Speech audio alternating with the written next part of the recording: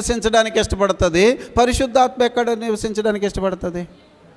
మనుషుల హృదయములో కదా. హృదయములో నిండి ఉన్న దానిని బట్టియే నీ నోరైనా, నీ శరీరమైనా, నీ కళ్ళైనా, నీ అవయవాలైనా, హృదయములో నిండి ఉన్న దాన్ని బట్టే నీ శరీరము ప్రవర్తిస్తుంది, నీ అవయవాలు ప్రవర్తిస్తాయి. కనుక నిండి ఉన్నది ఎవరు అని అంటే దురాత్మ లేకపోతే పరిశుద్ధాత్మ.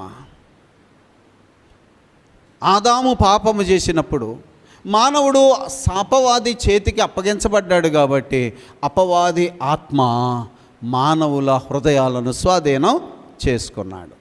జాగ్రత్త గమనించాలి. ఇప్పుడు అపవాది యొక్క ఆత్మలో ఎన్నో కోణాలు ఉన్నాయి, ఎన్నో భాగాలు ఉన్నాయి. ఇప్పుడు చూడండి, ఒక మాట నేను మీ జ్ఞాపకం చేస్తున్నాను, దయచేసి చదవండి ఆ మాట. మత్తయి సువార్త 12వ అధ్యాయం